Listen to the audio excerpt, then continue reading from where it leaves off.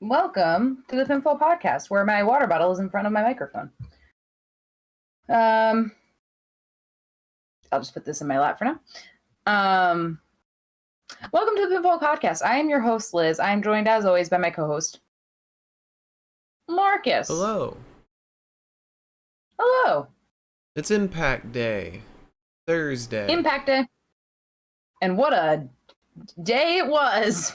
Oh, yeah. This was a very fun episode. Kind of contrasted to last week, honestly. This was like... Yeah, this was just fun. This was just fun. Or we're just in better moods. I don't know.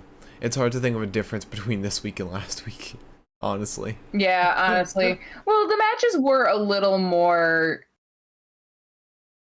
They had a little more pizzazz. They had more storytelling.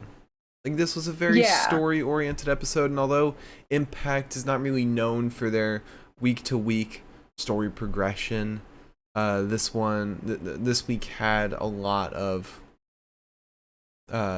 good storytelling, whether it be in the main event, PCO versus Doc Gallows, in the opening match, Deonna versus Rosemary, or even VBD versus Motor City Machine Guns. There's just a lot of good storytelling in the ring, and even in promos too.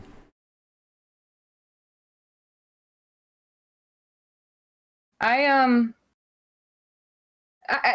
guess I just felt a lot more engaged, and we also got a lot out of like the what's the word? We got a lot out of like the outcomes of matches were also just as important as the story going into the match. Yeah. So there was I thought that was really fun. This was definitely a good time. It could also be because I don't feel as tired as I did last time. So maybe that plays into it. Think, and the best thing is that main event woke us up. Oh my god, how could you not be fucking awake for that main event? Unlike last week, where although it was a fun match, Kushida vs. Rich Swann was still like, it was a good match, but similar to what Triple H was talking about on Logan Paul's podcast, it didn't have any storytelling to it. It wasn't impactful. It wasn't like, wasn't anything you're gonna write home about. Yeah. Yeah. And who knew that I would argue for a Doc Gallows match? I think that PCO kind of has the Midas touch in that respect. Yeah. Well, I don't know if we can even say that, because Gallows has had some great matches. Like, I mean, best one in my opinion is Gallows versus Doring, which I always praise. I still can't believe you haven't seen that. Yeah. I remember fucking in the hotel room in Boston, you were dead asleep while I was up watching Impact. I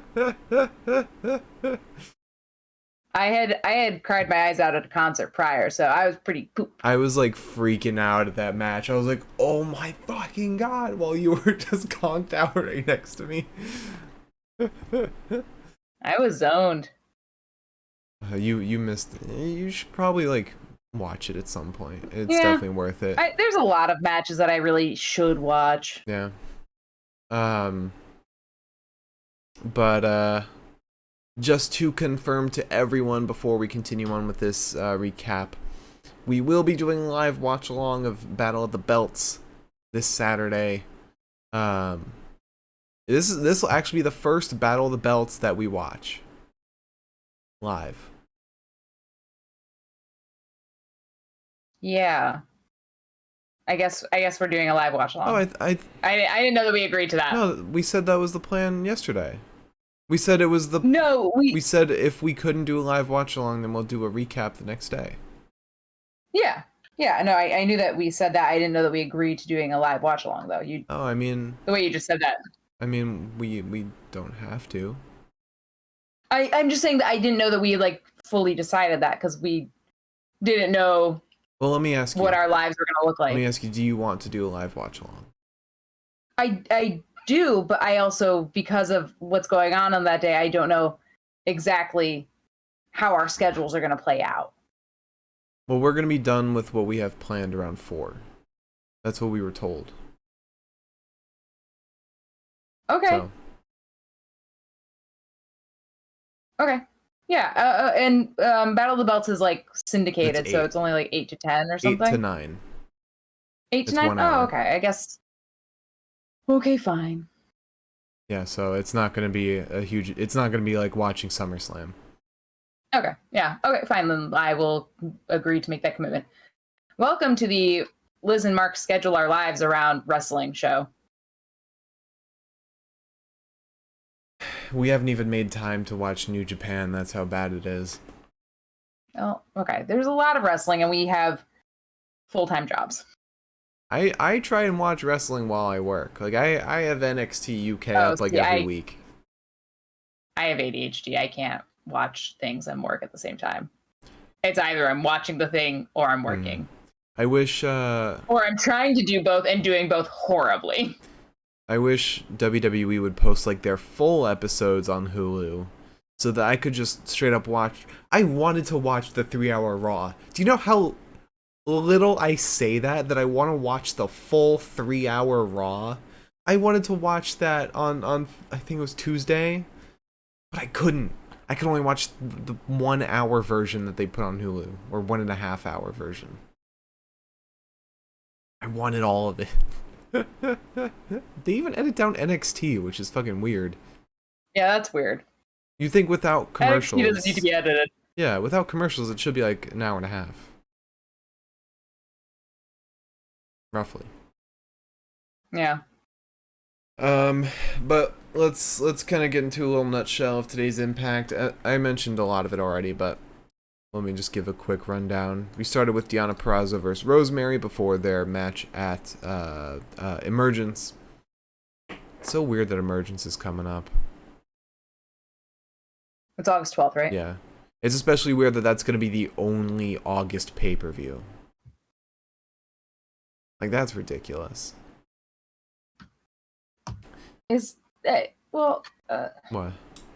Is nothing else going to be announced, do you think? Nothing's... I mean, WWE said they're not doing an August pay-per-view because they got September with Clash of the Castle. They had a late July pay-per-view. AEW does quarterlies. And this is Impact's Impact Plus, and I don't think New Japan has anything planned because they got the G1. No New Japan Strong pay-per-views. I mean, we could get into like GCW shows, but honestly, those aren't even that good anymore. There are some people in GCW that I'm like, yeah, I want to watch them, and then there's the rest of GCW where I'm like, yeah, like I want to watch like what's the name of the faction? SGC, Second Gear Crew. I want to watch them. I want to watch Effie and Alley Catch. I want to watch Gringo Loco. Gringo Loco's great. Some of the people that show up infrequently, like Shun Skywalker, I really want to see. I've heard great things about him. Yeah. I want to watch Joey Janela. Maybe we'll do a recap or a live watch along of a GCW show. Maybe we'll watch someone light their leg on fire live. Yeah, we haven't watched GCW in a while, so why not? Yeah. But anyway, after that we had Black Taurus versus Brian Myers for the Digital Media Championship. Black Taurus actually does have a Twitter. It's just not named Black Taurus, I don't think. Oh. Yeah. Found that out. It's bad branding. Not gonna win the digital media title that way. Well, we had what should have felt like the climax of the story: Gizelle Shaw versus Masha Slamovich. We'll talk more about that once we get there, because I know you've got a lot of things to say about that, and so do I. Oh my god. We had Violent by Design versus Motor City Machine Guns. That's always gonna be a lot of fun. And then we had Raj Singh versus Sami Callahan. which was a squash, and then finally PCO versus Doc Gallows in a Derby City street fight. And that was a blast. So, a lot of fun today. Nice, well-paced show that featured, shocker, a lot of women. Yeah. Well. You want to get into some news? Yeah. Not a ton of news, honestly. Sorry, I've got like a hiccup that I'm trying to fight.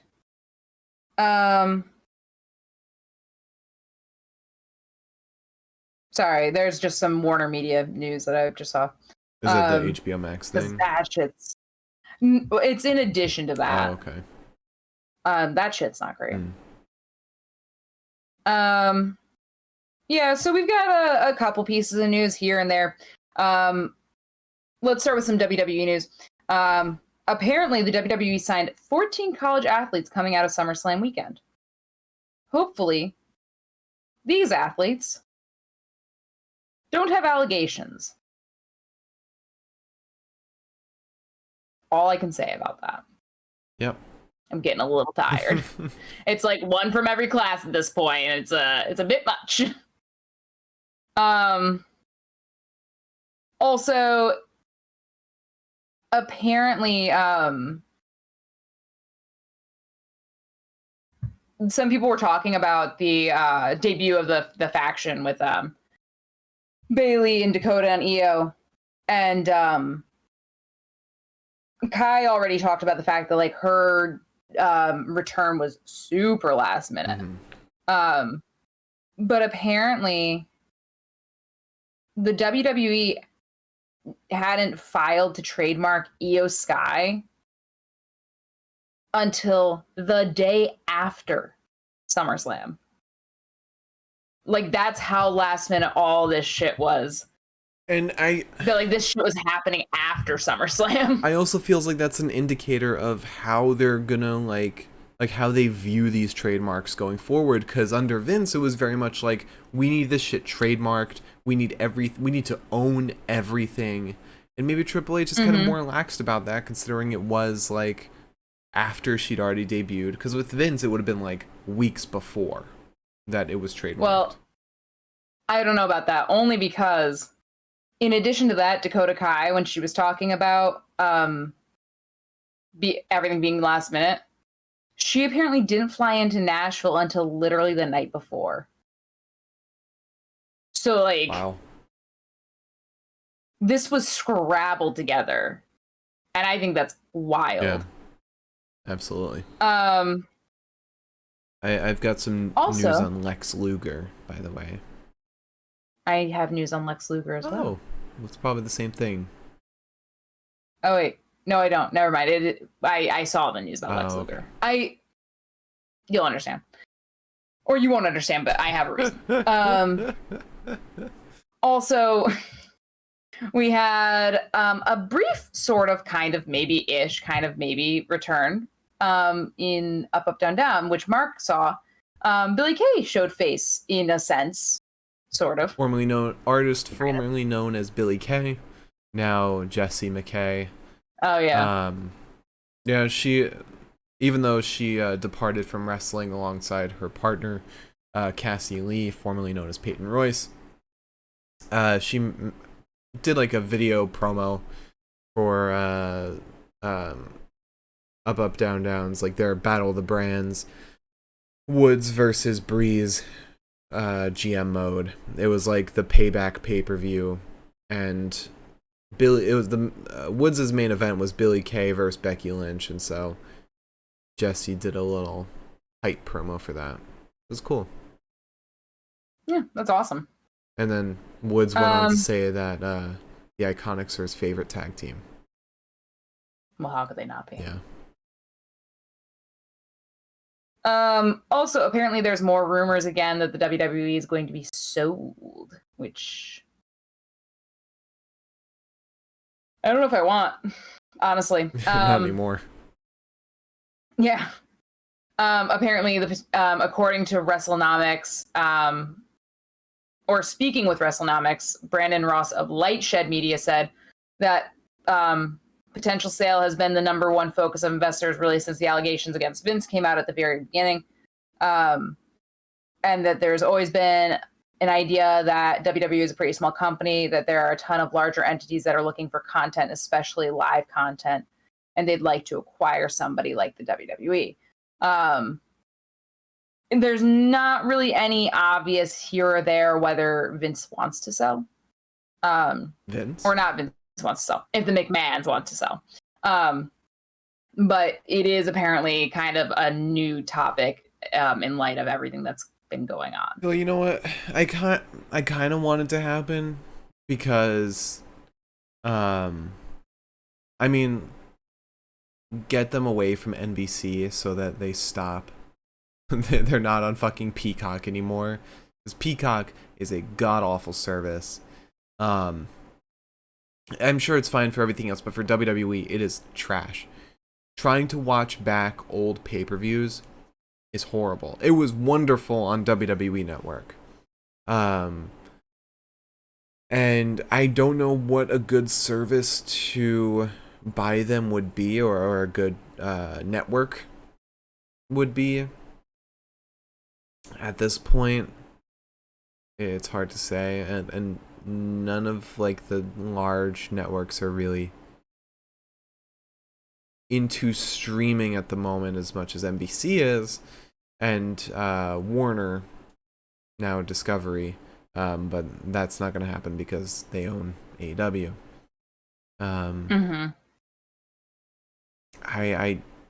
mean Disney maybe, and like they actually host, they actually like put them on Hulu, but like legitimately on Hulu, not like edited out. Yeah. Like half of it cut down. Yeah. I don't know. It's hard to say what's gonna come of it selling. If it even will. Yeah. However, in some good news, apparently Hacksaw Jim Duggan is cancer-free. Woo! Yeah. Hell yeah. So that's awesome. Glad to see it.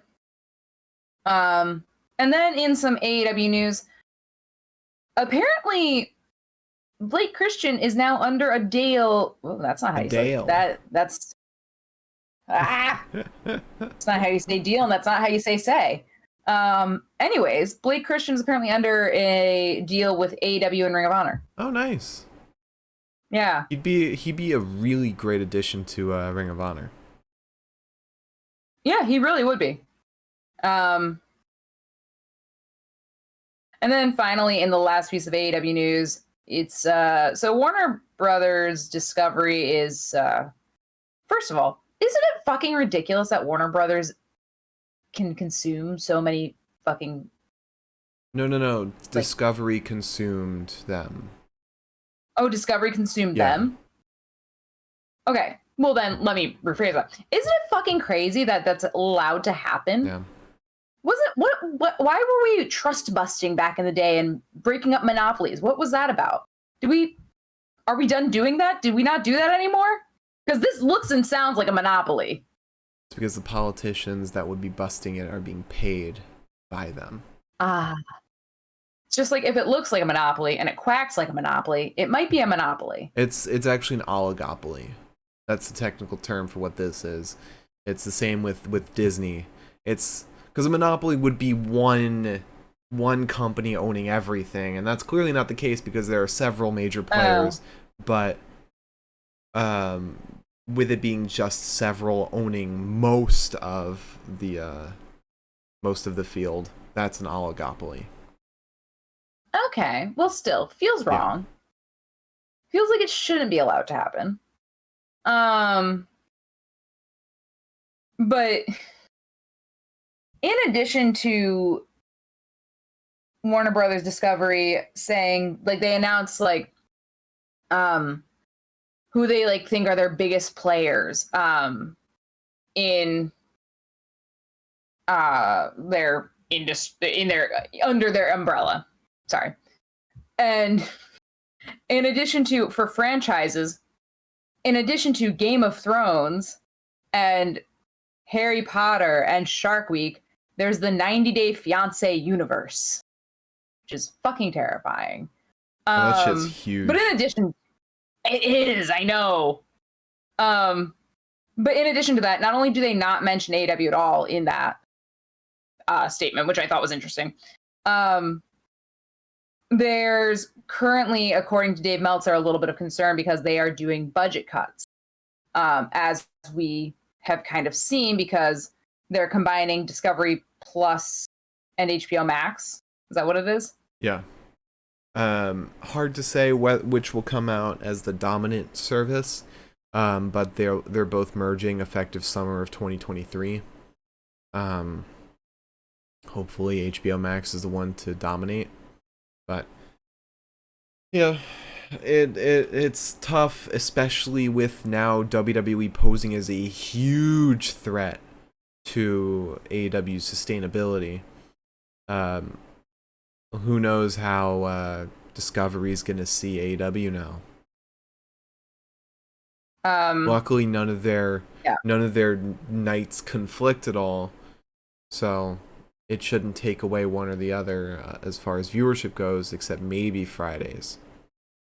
Which right now it's also not looking very good because ratings are declining for both Rampage and Dynamite. Yeah. They're still kind of at the top of their game, but the ratings are declining, which is not a good trend.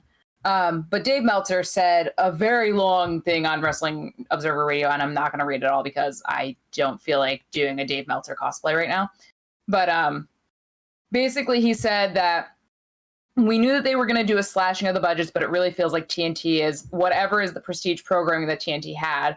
That's going to be out the window. And I just have this feeling, aside from the NBA, that TNT is just going to be another station on cable, as opposed to TBS, which were kind of like the cable powerhouses. It looks like they just want to slash things, and CNN too, for that matter. And it's clear now because they've taken out, if they're going to take out CNN, they've taken out HBO Max. Luckily, he did say that it's kind of nice that they've got the lead in from The Big Bang Theory, because The Big Bang Theory still does, for whatever reason, incredible fucking numbers. So they've got that going for them, but he did say that right now the only place that they'd probably do better is on ESPN. I'm telling you. But ESPN doesn't do pro wrestling. Yeah. Which they won't, because it's not a sport. Sports entertainment. But I'm telling you, the place for pro wrestling in the future is on streaming, where not only can they have live events, because Hulu's done live events previously. They've broadcast live sports all the time. They do the Oscars. I think they do the Oscars at least, or some award shows. And then it's archived, or they could archive it. Imagine something like that on HBO Max, where you tune into HBO Max to watch Dynamite live, but then it's saved there for you to go back and watch it. That, in my opinion, is the future. That's the future of pro wrestling, and already I think WWE's kind of on the way to that, although they don't broadcast live on Peacock. Everything's still stored there. It's all on streaming. Like, we watched SummerSlam the day after because it was just saved there. You want to go watch fucking All Out? You want to watch Double or Nothing? Past Double or Nothing? Where the fuck are you going to watch it? Not any... Hopefully somebody's uploaded it to YouTube. Probably Fight TV. No, it wasn't even on Fight TV. Wasn't it on Bleacher Report? Yeah, I guess Bleacher Report. I don't know if you can play stuff back on Bleacher Report. That's the thing. It's not a platform owned by Discovery. What they need is to have, like, they need to house all of AEW's content. And that to me is the biggest thing, that an episode of Dynamite passes, where are you gonna watch it? Yeah. You got to set up your fucking DVR. I think it's... No, I don't think it's on Hulu. AEW? No, I'm almost positive it's not. I thought it was on, like, the live TV. Oh, maybe. Yeah, it's on the live TV one. It's on it. But isn't the live TV version of Hulu like really fucking expensive? I'm sure it is. But Yeah. like, if I was Discovery, I'd be like, I even if AEW was not all that successful, which it is successful. I would be grabbing that shit up, putting it on my own streaming service to capitalize on it. Get, like, people want to watch this shit back. I have friends that want to get into pro wrestling, all these potential fans, but they just don't have the time to watch live television. They don't have the time to dedicate 2 to 3 hours at a specific time at 8 p.m. at night. Being able to archive that stuff and watch it on demand is what people want to do nowadays. It's the reason Netflix and Netflix originals are so popular, and some of the most popular shows now are ones on streaming. Or at least streaming the next day. If your stuff doesn't get archived and available to watch by a majority of the audience, then it's losing out on a huge market. Yeah. It feels like a very clear choice. I don't know why it doesn't seem like that to them. Yeah. Like, why would I allow some of my content? If I'm Warner, why would I want my content on Fox's channel, on their service? But what I think it comes down to right now is that I think it's sort of like when you basically like graduate like college or whatever, you get your full-time job and your parents are like, you figure it out now. Like, I think that they're basically saying, you guys need to get the money, and then that proves to us that you're worth saving. If AEW's ratings keep declining, then I don't think that Warner Bros. Discovery is going to be like, yeah, you know, let's take time out and like carve out a space for you on our servers on HBO Max. You know, I don't think that they're going to do that. And I don't think that they see, I think one of the problems, and this is what David Meltzer was saying, is that they don't see AEW as like viable in the long term. And the problem is that AEW's deal is going to be up next year, at the end of next year, so December 2023. And if it's not renewed, I don't know what to tell you. Yeah. It's definitely like, yeah, we've definitely been talking about this for too long, but putting AEW on streaming is definitely something that's been long needed. Yeah, definitely. Because it's one of the reasons why WWE has been so far ahead. One of the reasons. There have been many other reasons, but one of the big ones is WWE Network and now Peacock.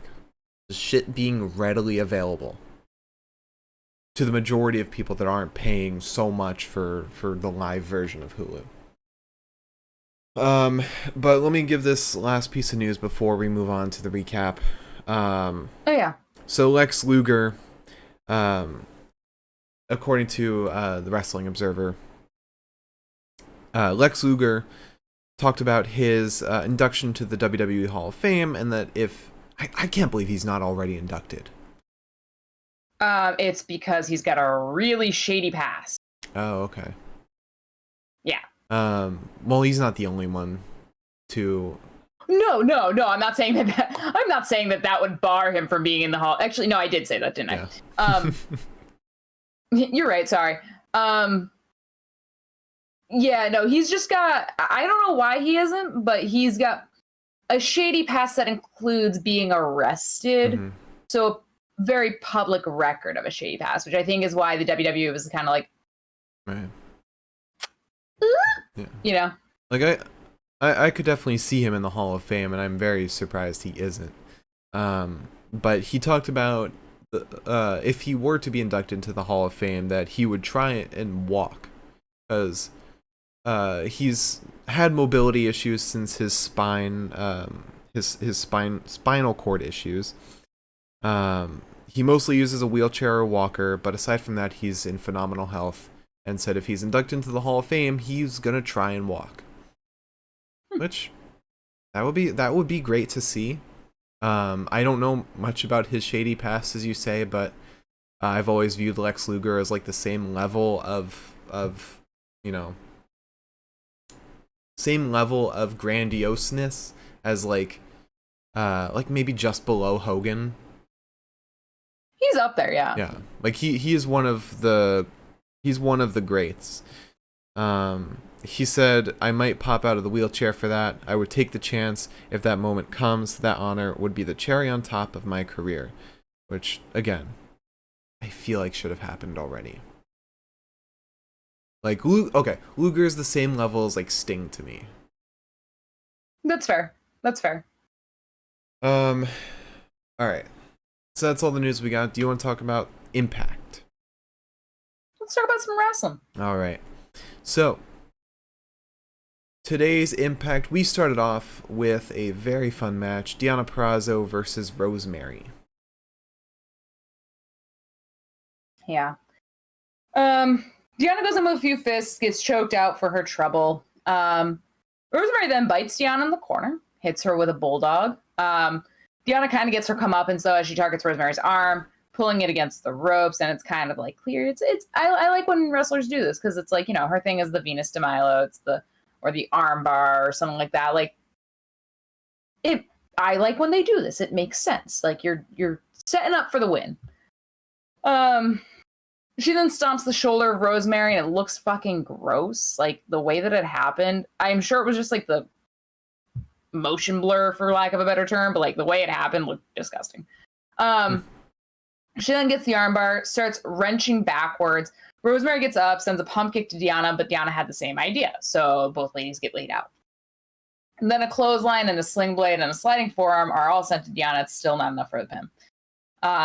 Rosemary goes for the spear, but Deonna gets her into the Fujiwara armbar, locks it in.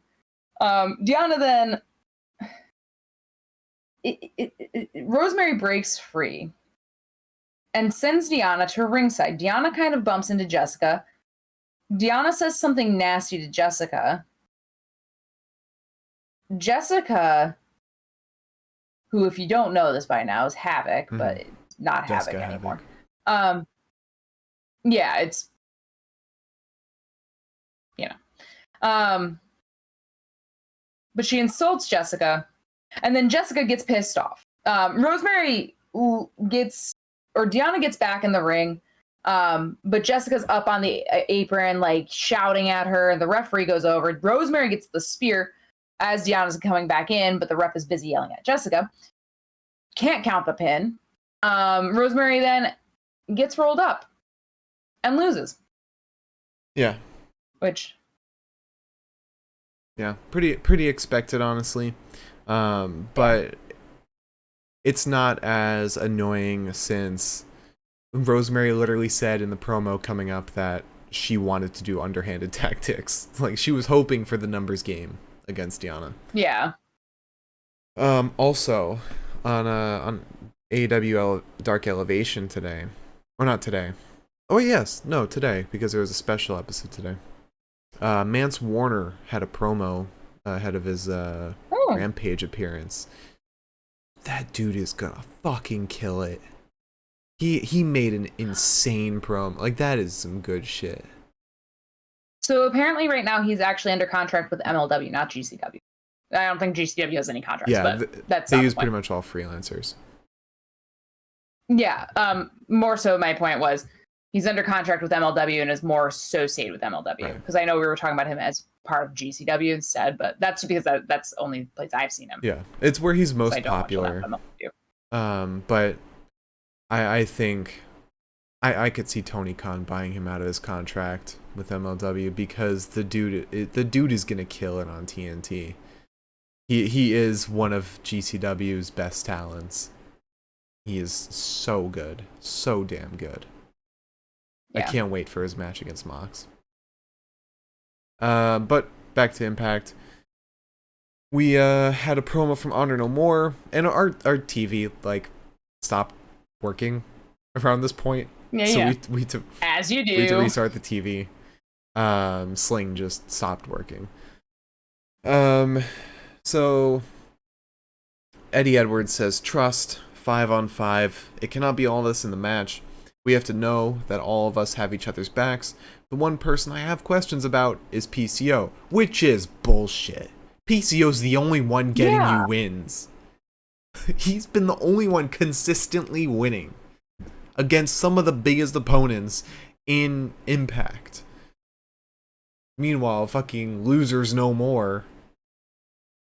Sorry, they are still losers. According to Eddie Edwards, they don't lose. So that is the biggest bullshit he's ever said. But Vincent chimes in. He says, let's back off the monster. Bold Club's guns are loaded, so let's not point fingers. He's been through everything we have. Eddie says, if you believe that, tonight you're going to prove it. You wipe the big man from Bullet Club and you prove your loyalty to us. The only point, aside from the introduction, that I am liking about Honor No More is the contention around PCW. Or, PCW. Oh my god. PCO. I've been saying GCW too much. The Pepita Championship Wrestling prevails. The whole PCO, Eddie, and Vincent thing has been probably the most interesting thing because it's actually an evolving story. The only evolving story involving Honor No More.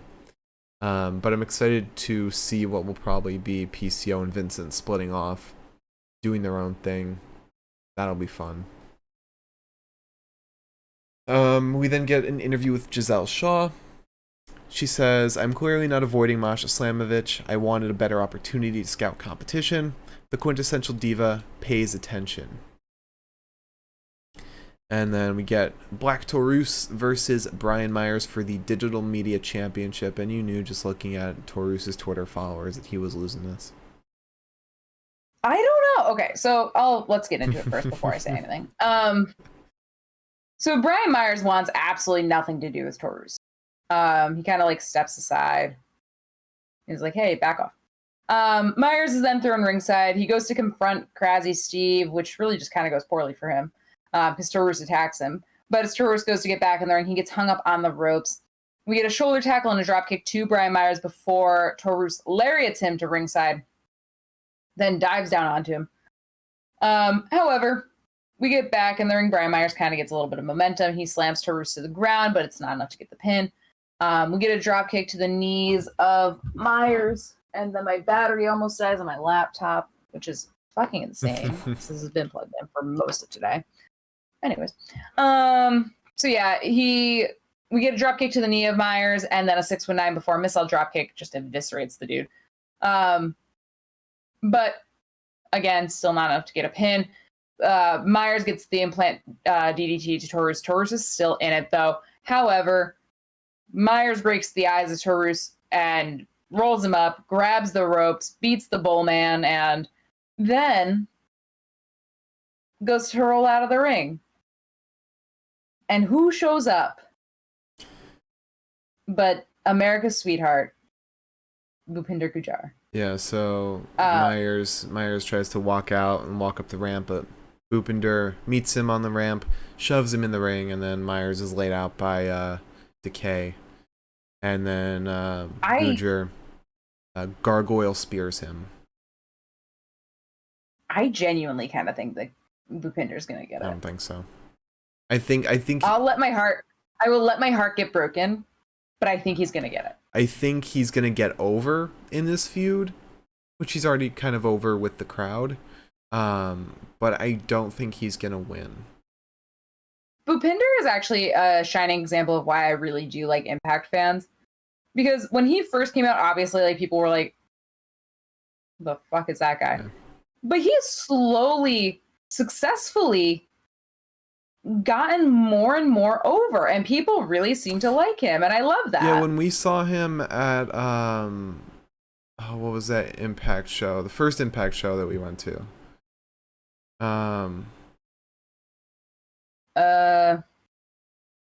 Oh, the Philly showdown in Yes. Philly. Yeah. Something or other. Collision. No, that's New Japan. South Philly Showdown or something. Their 2300 show. The crowd loved Bhupinder. Like, he was there for the crowd, and normally crowds are not great with introducing new baby faces because Yeah. baby faces are often very boring. Yeah. But with Impact being this land of all menacing, dark people, somebody like Bhupinder is a nice move around that. He's a new shining Hey, he's a little face. palate cleanser. Yeah. Yeah, I'm in love with the guy, and also like, how could you not be? I mean, obviously, not everyone was at this show in particular, but watching him watch W. Morrissey fucking annihilate that little dude that one night was the grandest experience of my entire life. Because Bhupinder was also just there as a fan at that point. He was like, "This is phenomenal." All right, so we're taking a little while at this, so let's try and speed through the rest of the show. No, it's not you, it's also me. So after that match, we had an interview with Jordynne Grace. She said, no matter who I'm standing across from, there's going to be tension. Mia Yim is one of the best, but this title means everything to me. I think you know how I handle obstacles. Gizelle Shaw. Oh, then we had Gizelle Shaw versus Masha Slamovich, which, yeah. Giselle comes out in a beautiful light up number. Oh yeah. As I was saying to Mark, die young, leave a hot corpse, I guess. Because god damn it, Giselle steps out for a second, kind of like does like the whole like, oh, don't touch me kind of thing. But she gets toppled, she gets elbowed to shit. However, she actually does get a little bit of offense off. She elbows Masha, gets a knee to Slamovich, thinks she's kind of got the pin, but she doesn't. Slamovich, however, gets up and looks like she is like a shark with blood in the water. She hits a German suplex to Shaw. Shaw ends up kicking out, though, which, again, it's a progress. She's got a little life left yet, but an elbow to the jaw of Gizelle, and then the snowplow just fucking annihilate her. It's what'd you say? It was like how long was the match? 2 minutes? It was about 2 minutes, 10 seconds, something like that. Yeah. It felt like we were leading up to this, so that was why I was annoyed that it was like so fucking short. Like, I thought that this was gonna be like where we really saw some cracks in Masha's armor. Yeah, I mean, because what better way to get Gizelle over too than to give her like this like little bit of like, oh, okay, she's fucking got something special here. I mean, considering Giselle's past and being like Progress Women's Champion, like she's been through the ringer. And she's very good at wrestling. I think she definitely was a little shaky when she started at Impact. I'm gonna be honest, a little bit, but like she's grown on me. Yeah. Maybe this because she definitely did better than every other opponent that Masha has had. Maybe next week we're gonna get like Gizelle saying, "Oh, I did better than everyone else. I actually kicked out of one of her moves." Maybe I could do better in like a street fight. So then at Emergence, we'll get like Masha versus Gizelle in like the road to Emergence or something. Street fight or whatever. But after that, we had an interview with Mia Yim. She said, I heard what Jordynne said, and I'm more than an obstacle. I'm the end game. Madison Rayne then walks in. And she says, let's talk about what we saw. Mia, because before this they had the, Impact flashback or whatever, and it was Mia Yim winning the Knockouts title against Madison Rayne. Madison says, let's talk about what we saw. Mia Yim, former Knockouts champion, beating me. You're kicking me while I'm down. talking about how she had a broken nose and everything. Mia says, I'll kick you now that you have your nose back. Gail Kim then walks in, says, look at this reunion. I love the good old days. Mia, you were good then, but you're at your best now. Since you don't have much going on between now and Emergence, you versus Mia Yim next week. Then we had a promo from Rosemary, Taya, and Jessica. Taya just says, it's not her fault, Rosemary. She's like a baby that's just been born. And Rosemary says, great. The baby's the last thing we need right now. You're a soldier. What was the point of assembling the numbers game if we can't use it in a 3-on-1 advantage? We are family, but whatever happened to you means you're not ready for battle. Jessica says, no, I am ready. Whatever happened wasn't Taya's fault. I'm going to be in your corner and I'm going to prove it. You're going to walk out tag team champions when you beat Deanna and Chelsea. That's probably not going to happen. Actually, it might. I don't know. Also, a little thing found out. Didn't realize, I saw somebody commented the founding members of Second Gear Crew, Mance Warner, Matthew Justice, and Eddie Kingston. Yeah. Maybe Mance Warner teams up with Blackpool Combat Club. That'd be fun. Maybe. So then we have Violent by Design versus Motor City Machine Guns. Right. So we start with Doring. We start with Shelly. Doring takes Sabin off the apron, flattens Shelly. But Sabin and Shelly end up kind of taking over a little bit. Sabin ends up kicking Doring in the chest on the apron. And then he drop kicks Diener while Shelly kind of like holds him, sends him into like, I think like a sort of a DDT of sorts. Shelly then goes for sliced bread on Diener, but Doring takes advantage while Diener distracts the ref. Diener then gets a clothesline and a forearm to the face, but it's not enough for Shelly to get the pin.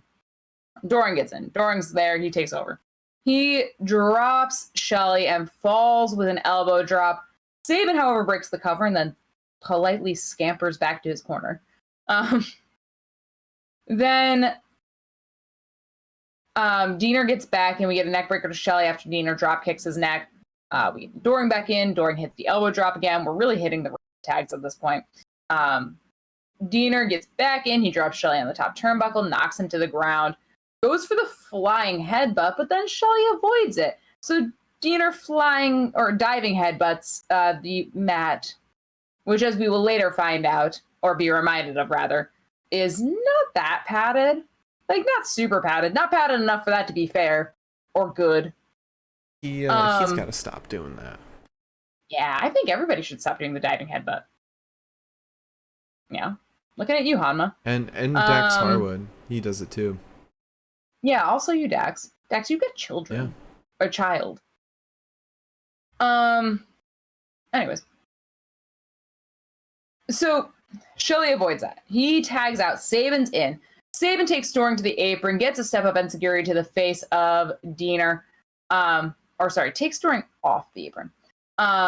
Gets a step-up enziguri to the face of Diener. Hits a forearm to Diener. Hits a combination offense. Gets the Motor City Machine Guns on top for a bit of a moment until Doring pops back in, tackles both men. However, Motor City Machine Guns get a leg up again. Sabin kicks Doring, sends him back to ringside before diving onto him. Diener then goes for the Diener DDT after Shelly lands square on his knees coming over the ropes. Shelly, however, ends up going for a crucifix bomb, and when that doesn't work, which it shouldn't work, because Shelly was not the legal man, Sabin comes in and takes the assist, gets the pin, because he is the legal man. Yeah. And otherwise, it just wouldn't have made sense. Not really sure why Shelly was going for that, but we're gonna ignore it. He was holding him in place for Sabin to come in. Oh, was that it? It was great teamwork. It looked like a kind of shitty crucifix bomb into a pinning situation, a pinning predicament, if you will. No, I think it was all intentional. Okay. Also, we were talking about, shows to watch and everything. GCW's Homecoming is next weekend, if we want to watch that. Oh, yeah, okay. The Cardonas renew their vows. And Maki Ito's gonna be Never there. mind. Oh. Yeah. You like took me like from here to here, back to here. Looks like fun. I feel like we've got something going on next I'm weekend. going to a baseball game with my dad. Aw, father-son time. Yeah. But I don't know how late that's gonna go. Oh, the Homecoming's at 4 p.m., so probably not. Oh, we can talk about it or something. Maybe it's 4 p.m. Pacific. Hopefully it is. Then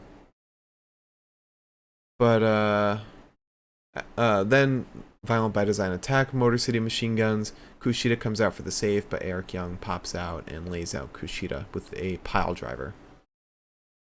We then get a promo from Motor City Machine Guns after that. Sabin says, Emergence is coming up and our boy Alex Shelley is wrestling for the title. Me and Kushida don't have a match. How about us versus Violent by Design? Shelley says, you're both my brothers. I'm here for you. Josh Alexander walks in and says, with Emergence around the corner, I need Alex Shelley at his best, so just stay focused. Ooh, this is going to cause some problems. This is going to cause a lot of problems. What do you mean? Because they're driving the point home that Josh needs Shelley to be at his best. And that it's, considering he makes a point of it every week, it's going to cause some kind of problem. What kind of problem? We'll get there. Because Josh then runs into Eddie Edwards.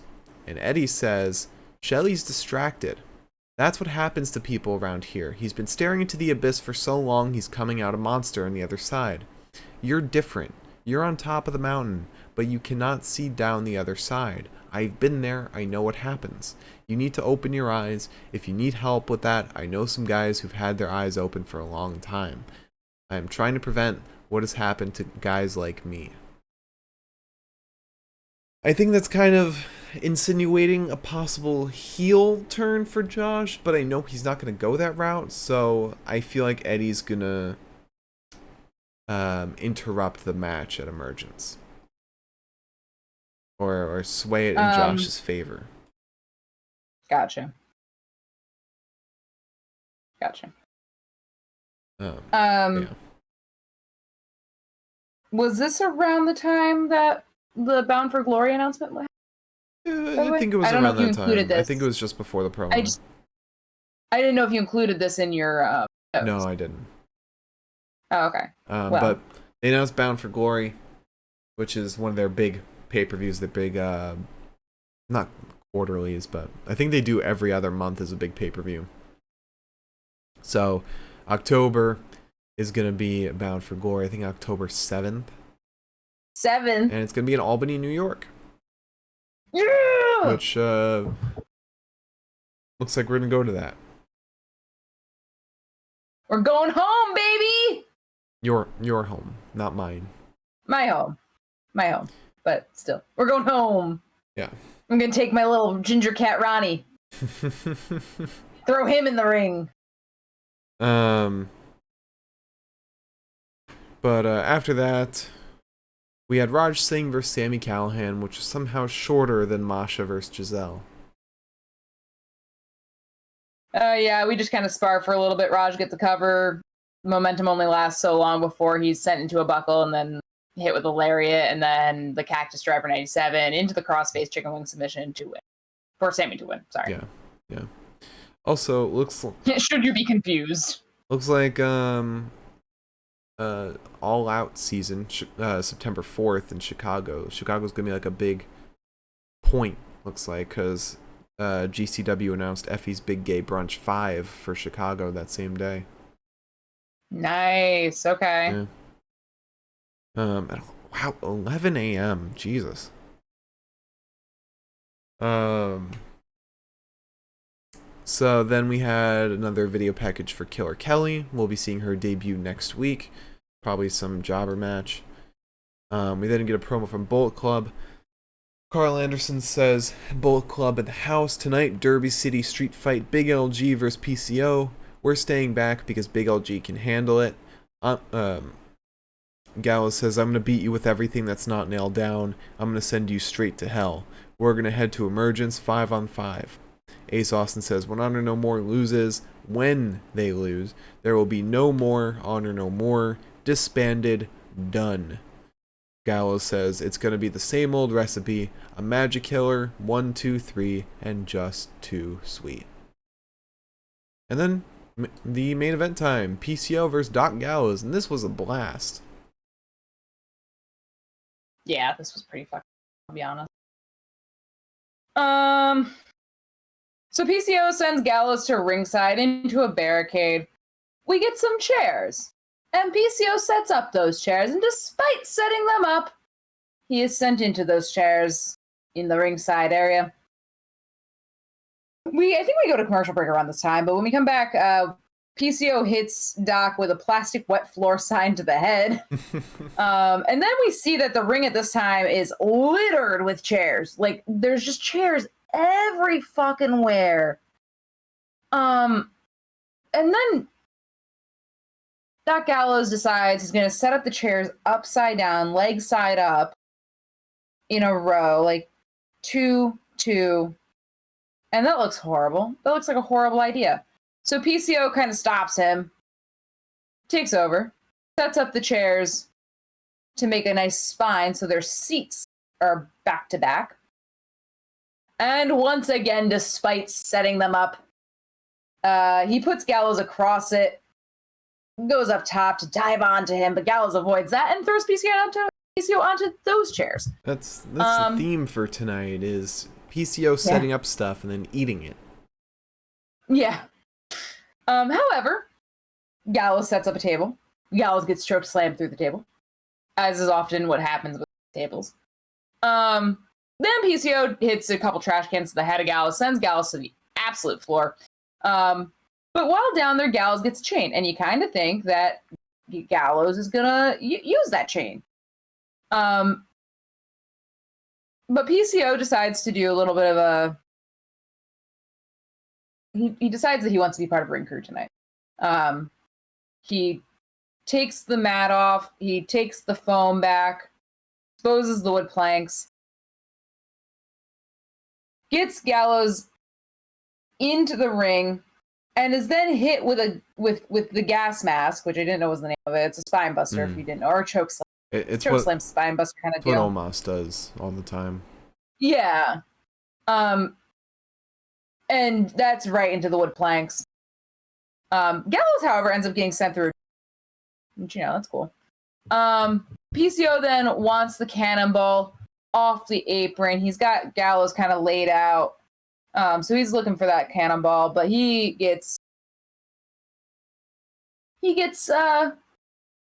gets up and pushes PCO off the fucking ring. And through the fucking ring. Literally through the fucking ring. Oh, yeah. That thing caved. Which, they did such a good job of dancing around that area all because I didn't notice. Yeah. And PCO nearly is counted out, but of course it's PCO, so PCO does the huh? And lives. He beats on Gallows a little bit, gets a Ziploc bag, not a little sash, as sometimes is often what they have, a little sachet. They couldn't afford it this time around. Yeah, I guess not. That's they saved that for Sami Callahan. But he has a little Ziploc of tacks, like he brought it from home for lunch. Takes the tacks, tries to kind of pour them into a glove. I don't know how successful that was, because he ends up pouring them everywhere. Then he gets the glove on, assuming it's full of tacks, grabs some tacks, and then goes for a diving punch into Gallows, sending him into the caved-in space for the pin. He wins. But, it's another PCO match that we've all lived through now. Thank God for that. Yeah, I don't know how PCO lived through it. Well, yeah, I included him in the we all. Also, a little bit of a response to what you had said in the news about AEW not being mentioned in the whole Discovery Warner thing. Apparently, in a little press release, some of Q2 2022 highlights for Warner, in their most watched premieres section, they mention AEW on their premiere on TBS as being the most watched, along with 90 Day Fiancé and Street Outlaws America's List. So it doesn't seem like AEW is completely out of that high up picture just yet. That's good. So that's good news for AEW. Yeah. All right, and that is our recap of Impact. You want to talk about the best of the night? Yeah.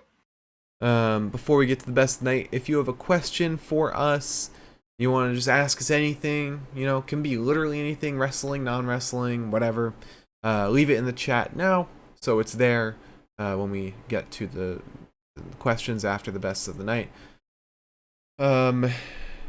If you're watching on YouTube, leave a comment. We'll get to it in the next one. If you're listening on Spotify, join us at twitch.tv/a pinfall podcast to chat with us live. Do we want to do predictions for Battle of the Belts? I feel like there's not gonna be any different picks we make. Yeah. I think it's Claudio and Takeshita. It's Wardlow and Jay Lethal. And it's Jamie Hayter and Thunder Rosa.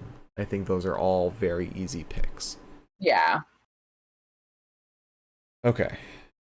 So let's talk about promo of the... Actually, before we do that, let's give a little update on the top 10 wrestlers in pro wrestling. A little weekly update. And some of the Dragon Gate wrestlers have been filtered out. Couple. You feeling better about it? A little better. So number 10, the winner of the 2022 Best of Super Junior tournament, Hiromu Takahashi. Number 9, from BJW, Daisuke Sekimoto. Number 8, from New Japan Pro Wrestling, Great-O-Khan. Number 7, the undisputed WWE Universal Champion, Roman Reigns, the Uwu champ. Number 6, the Super Asia Champion of Gato Move, Balian Aki. Number 5, the AEW Interim World Champion and GCW World Champion, Jon Moxley. Number 4, from Dragon Gate, Yuki Yoshioka. Number 3, from Dragon Gate, Kaito Ishida. Number 2, from Dragon Gate, Kota Minoura. And number 1, the King of Pro Wrestling Champion from New Japan Pro Wrestling, Shingo Takagi. Alright, and there's plenty of room for other people to sneak in at any point. Yeah. Alright, let's talk about promo of the night, shall we? We shall! I don't really know what to pick. There's not really any great promo that stood out today. If I'm being honest. We could do Rosemary. I was thinking more Motor City Machine Guns and Josh and Eddie.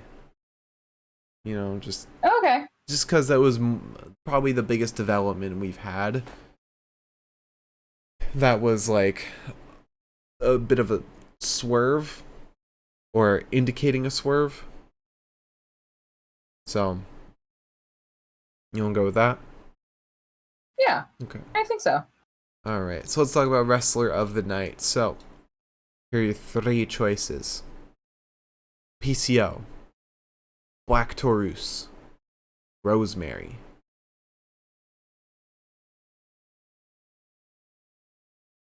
PCO. That man evades death every day. I respect him for it. Are you sure? Because the whole tax and the glove bit was so stupid. Like, that made no sense. I love him. I love it. Okay. Alright, So PCO is our wrestler of the night just because he survived. Now let's talk about the match of the night.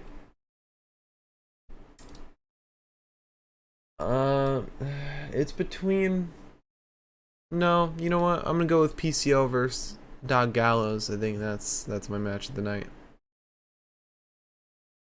Yeah, no, it has to be. That was so much fun. I hate to say it because I hate Doc Gallows. I'm really curious. Okay, Impact is actually... I'm curious what Cage Match thought of it. Like, I feel like that would be a cage match, or a match that Cage Match would rate very low. Let's see, 8. Wow, okay. Derby City Rumble. Okay, no. Yeah, it's not up. Oh well. We'll find out if everyone disagrees with us, but I thought this match was fantastic. I had a lot of fun. Alright. So there we go. Those are our bests of the night. And join us on Saturday for some Battle of the Belts 3. Liz, would you like to close out the show? I suppose if you tuned in tonight, thank you so much. And if you tune in the future, thank you so much. We appreciate you. Please tune in on Saturday. That's not how you say that, but whatever. On Saturday for our live watch along for Battle of the Belts, where I will probably spend most of the night talking about how much I love Claudio and how much I love Masha. Thanks. Yeah, is that it? Yeah, that was it. That's all I got for you. All right, thank you all so much for watching. Follow and subscribe. Twitter, YouTube, Twitch, Spotify. It's all Pinfall Podcast, so join us on all of those platforms. We'll see you all on Saturday for Battle of the Belts. Again, this will be our first Battle of the Belts that we watch, shockingly. Again, thank you all so much for watching, and have a great rest of your week. A great start to your weekend.